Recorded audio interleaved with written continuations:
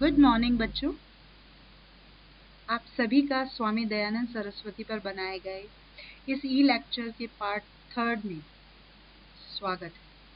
पिछले 2 वीडियोस में हमने स्वामी दयानंद सरस्वती के आरंभिक जीवन और उनके धार्मिक विचारों का अध्ययन किया था। इस वीडियो में हम स्वामी दयानंद सरस्वती के सामाजिक विचार और शिक्षा संबंधी विचारों का अध्ययन करेंगे। स्वामी दयानंद सरस्वती मूलतः वैदिक ऋषि परंपरा के विचारक थे। इसलिए उनका मानना था कि वैदिक समाज दर्शन तथा व्यवस्था सर्वोत्तम है और उसकी पुनर्स्थापना होनी चाहिए। जिन सामाजिक विचारों को उन्होंने प्रकट किया वे सभी इस वैदिक समाज दर्शन की योजना के अनुरूप ही थे। उनका पहला सामाजिक विचार था नैतिक मूल्यों वाली आदर्श सामाजिक व्यवस्था की स्थापना का समर्थन। स्वामी दयानंद ने ऐसी आदर्श सामाजिक व्यवस्था का समर्थन किया जो नैतिक मूल्यों पर आधारित है। उनका मानना था कि जब व्यक्तिगत जीवन नैतिक मूल्यों पर आधारित होता है तो स्वतः ही आदर्श समाज की स्थापना होती है, क्योंकि जब हम सभी व्यक्तिगत जीवन में नैतिक मूल्यों का पालन करते हैं तो अपने आप ही संपूर्ण समाज आदर्श बन जाता है। उन्होंने व्यक्ति के लिए कुछ नैतिक मूल्यों का पालन आवश्यक माना, जैसे शिष्टाचार, यम, नियम, संस्कार आदि। तो पहली चीज है कि अगर व्यक्ति नैतिक मूल्यों का पालन करेगा तो सामाजिक व्यवस्था अपने आप ही आदर्श बन जाए। दूसरा विचार था उनका व्यक्ति की स्वतंत्रता एवं सामाजिक हित संबंधी विचार। स्वामी दयानंद ने अपनी आदर्श सामाजिक व्यवस्था के अंतर्गत व्यक्ति की स्वतंत्रता के महत्व को स्वीकारा, किंतु उसे अमर्यादित नहीं माना। यानी स्वतंत्रता तो हो पर स्वच्छंदता ना हो। उन्होंने व्यक्तिगत हित पर सार्वजनिक हित की श्रेष्ठता को स्वीकारा और इस दृष्टि से उन्होंने व्यक्तिगत स्वतंत्रता पर उचित नियंत्रणों का समर्थन किया ताकि सामाजिक हित साधना हो सके। यानी उन्होंने किसी एक ऐसी स्वतंत्रता का समर्थन नहीं किया जो कि किसी भी नियंत्रण से मुक्त हो। उन्होंने माना कि सामाजिक हित में व्यक्ति की स्वतंत्रता पे कुछ नियंत्रण आवश्यक है। तीसरी चीज है परंपरागत जाति व्यवस्था का विरोध और वैदिक वर्ण व्यवस्था का समर्थन। स्वामी दयानंद ने हिंदू समाज में परंपराओं से चली आ रही जाति व्यवस्था को अवैज्ञानिक, अबौद्धिक एवं अवैदिक सिद्ध किया और इसी आधार पर उसकी आलोचना की।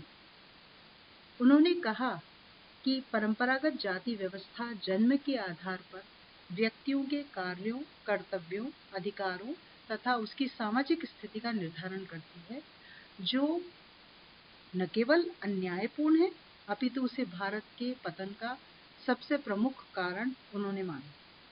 उनका ये भी मानना था कि परंपरागत जाति व्यवस्था उच्च जाति के अयोग्य व दुराचारी पुरुषों को निम्न जाति के योग्य एवं धर्मशील पुरुषों पर थोपती है और इस प्रकार हिंदू समाज में असंतोष और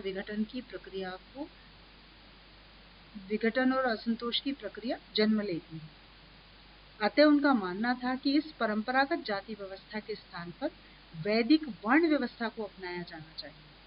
उनकी दृष्टि से जो वैदिक वर्ण व्यवस्था है वो वैज्ञानिक और बुद्धि संगत है और वेद में वर्णित होने के कारण सनातन भी है। उन्होंने स्पष्ट रूप से ये भी बताया कि वेद की आज्ञा तथा वैदिक परंपरा के अनुसार व्यक्ति का वर्ण उसके जन्म से नहीं अपितु उसके गुण व कर्म से तय होना चाहिए।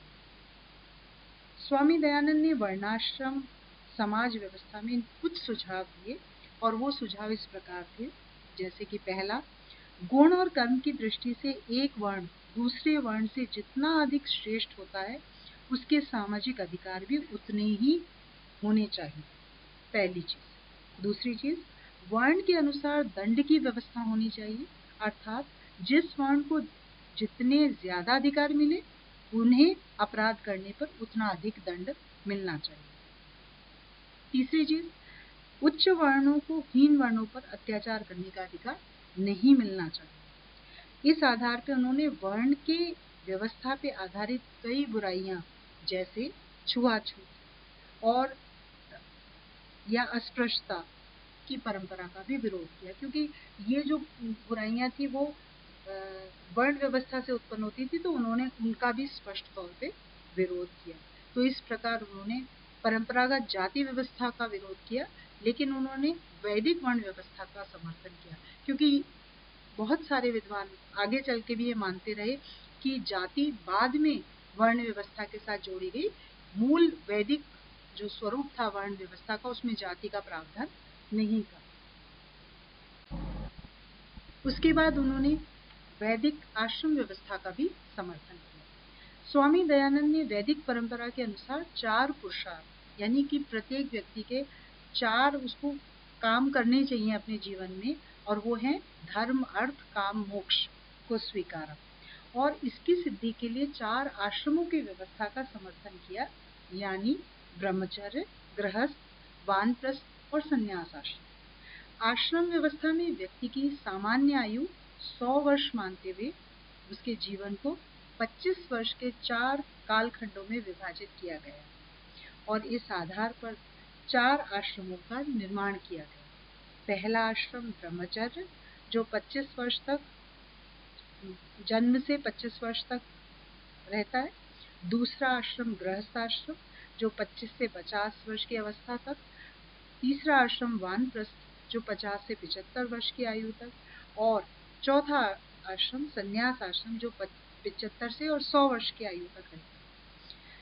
उनका मानना था कि व्यक्ति हर आश्रम के अनुरूप अगर अपने जीवन को व्यतीत करता है तो उसकी व्यक्तिगत उन्नति भी होगी और समाज की उन्नति भी होगी। इसलिए उन्होंने वैदिक आश्रम व्यवस्था का भी समर्थन किया। इसके साथ ही उन्होंने सामाजिक कुरीतियों एवं अंधविश्वासों का पूर्ण विरोध किया। उनका मानना था कि जब तक भारत में पुनः वैदिक आदर्शों के अनुरूप सामाजिक व्यवस्था की स्थापना नहीं होगी, तब तक हम अपने महान गौरव को प्राप्त नहीं कर सकते। इसीलिए उन्होंने हिंदू समाज की कुरीतियों की प्रति बहुत ही आक्रामक रुख अपनाया।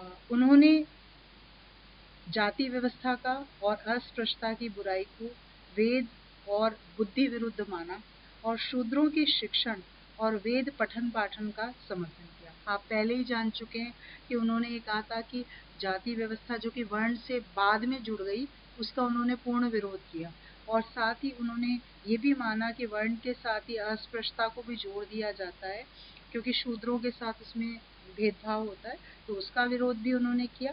और शूद्रों को जो वेद पठन पाठन का समर्थन भी किया, जो कि आरंभ के दौर में नहीं देखने को मिलता है, तो उन्होंने यहाँ पे क्लियर किया। उन्होंने विवाह संबंधी कुप्रथाओं और अंधविश्वासों का भी विरोध किया। उन्होंने बाल विवाह को हानिकारक बताया, और वो उस समय बहुत प्रचलित थी बाल विवाह, और ये भी कहा कि लड़के के विवाह की आयु कम से कम 25 वर्ष और लड़की की आयु कम से कम 16 वर्ष करने की उन्होंने मांग की। साथ में उन्होंने बहु विवाह व बेमेल विवाह का भी विरोध किया, और ये माना कि गृहस्थ जीवन में पारस्परिक सहमति से प्रवेश लिया जाना चाहिए, यानी कहीं ना कहीं वो स्वयंवर पद्धति का उन्होंने समर्थन किया। उन्होंने विधवा पुनर्विवाह का भी समर्थन किया, और इस एक और सामाजिक अंधविश्वास जो उस वक्त बहुत प्रचलित था, और वो था कि विदेश गमन शास्त्र विरुद्ध है। लेकिन उन्होंने इतिहास के उदाहरण पेश करके ये बताया कि हमारे यहाँ विदेश यात्रा की परंपरा है, परंतु विदेश यात्रा में धर्म और सदाचार का पालन होना चाहिए। तो उन्होंने बहुत सारी सामाजिक बुराइयों की ओर इशारा किया, और इतना स्पष्ट तरीके से अपने विचारों को उनके संदर्भ में व्यक्त किया, और अंततः उन्होंने स्त्रियों के सम्मान और उत्थान का समर्थन किया। इनमें से बहुत सारी चीज़ें जो हम ऊपर भी देख चुके हैं सामाजिक बुराइयों में भी, एक बार फिर हम स्त्रियों के सम्मान और उत्थान के लिए उन्होंने क्या कहा, इसमें भी हम इन्हीं बुराइयों को एक बार फिर देख लेते हैं। स्वामी दयानंद ने हिंदू समाज के इस सामाजिक अंधविश्वास का विरोध किया कि स्त्रियां जन्म से ही पुरुषों से हीन होती हैं।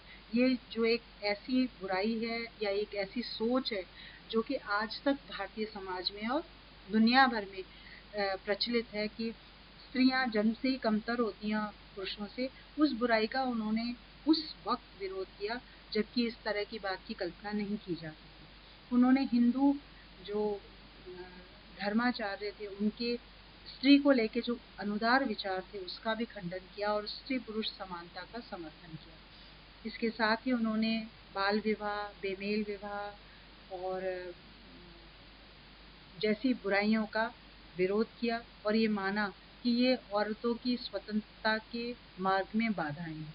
उन्होंने वयस्क और विवाह योग्य युवतियों को अपनी इच्छानुसार वर चुनने के अधिकार का समर्थन किया। मैं पहले ही बता चुकी हूँ कि उन्होंने स्वयंवर की प्रथा का समर्थन किया।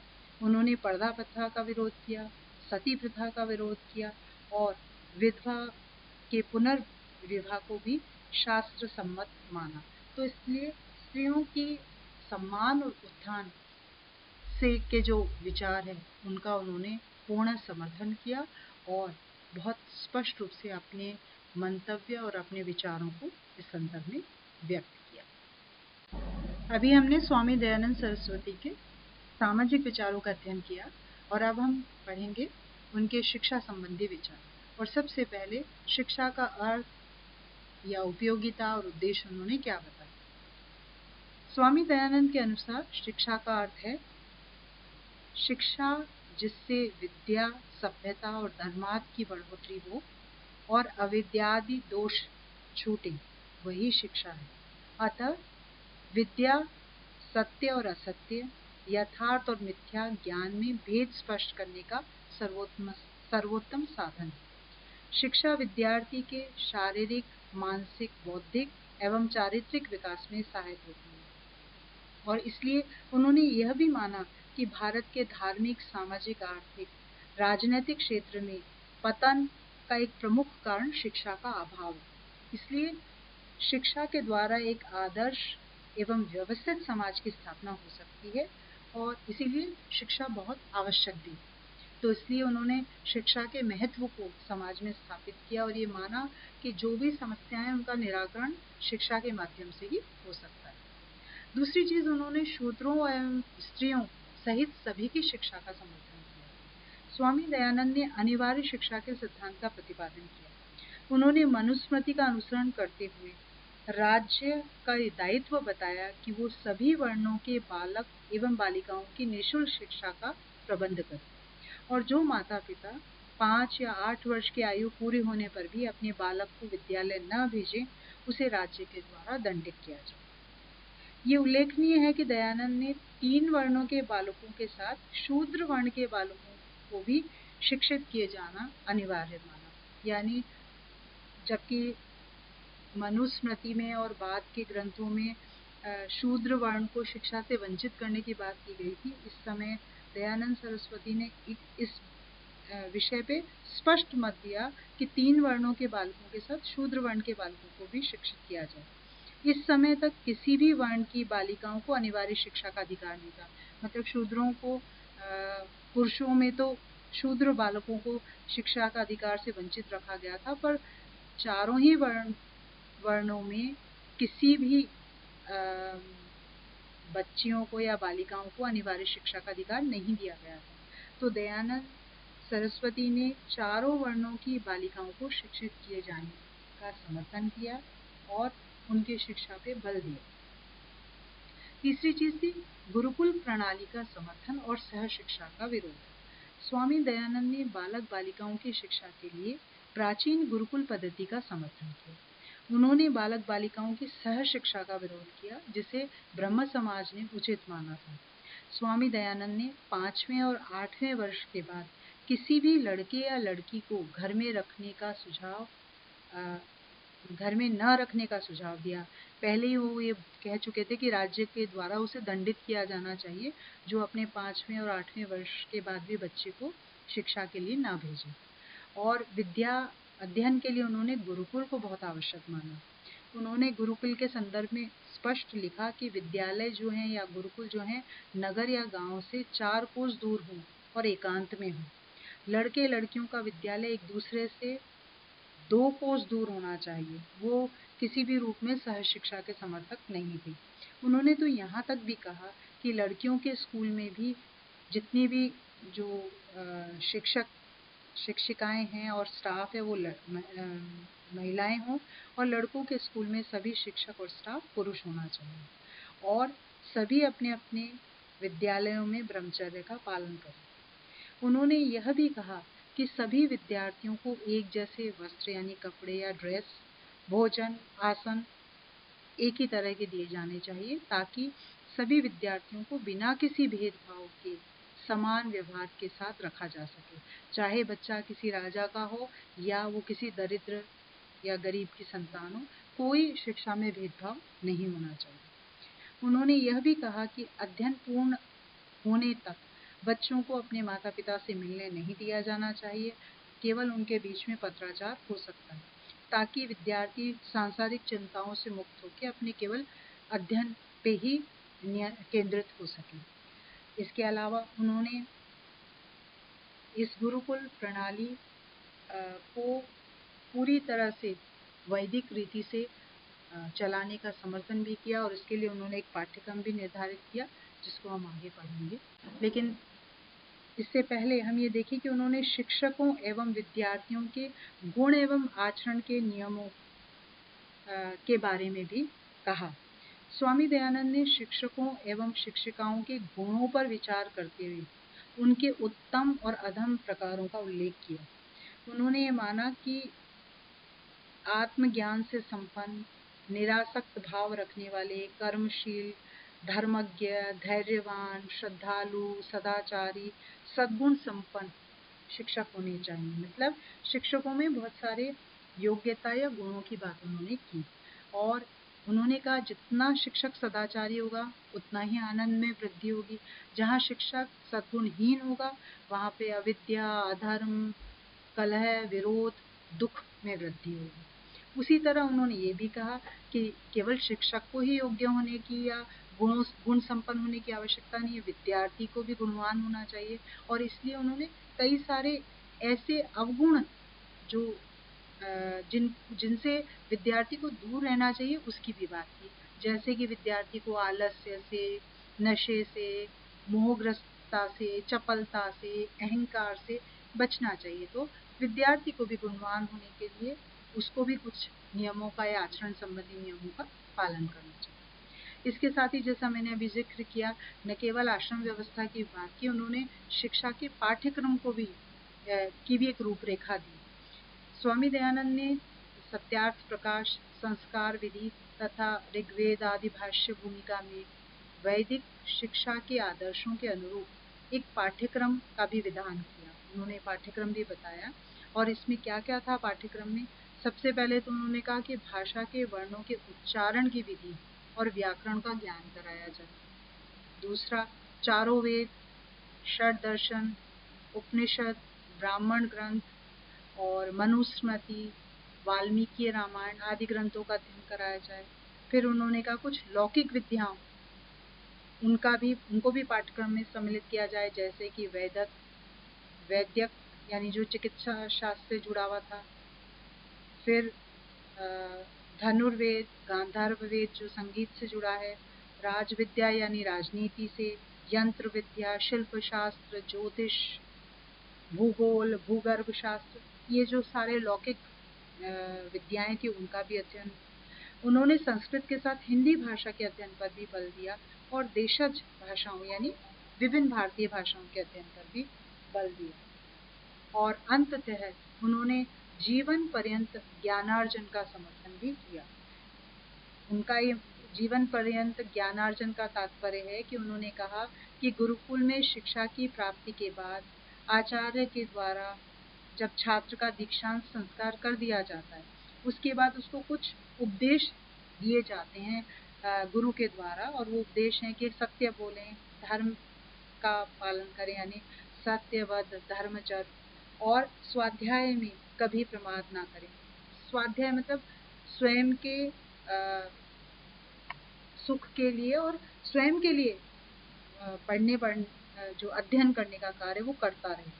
आचार्य को समुचित गुरु दक्षिणा देके छात्र जब गृहस्थ जीवन में प्रवेश करता है तो ये छात्र से अपेक्षा की जाती है कि वह जीवन पर्यंत स्वाध्याय के रूप में अध्ययन करेगा और जीवन की किसी भी अवस्था में अगर उसको किसी भी तरह का शंका होती है तो वो धर्मशील विद्वानों से मार्गदर्शन ले सकता है। तो इस रूप में हम निष्कर्ष तौर पे कह सकते हैं कि चाहे दयानंद सरस्वती का सामाजिक दर्शन हो या शिक्षा संबंधी दर्शन, उनके चिंतन का मूल भारतीय था और उन्होंने वैदिक मूल्यों पर ही समाज व्यवस्था की और शिक्षा व्यवस्था की नींव रखी।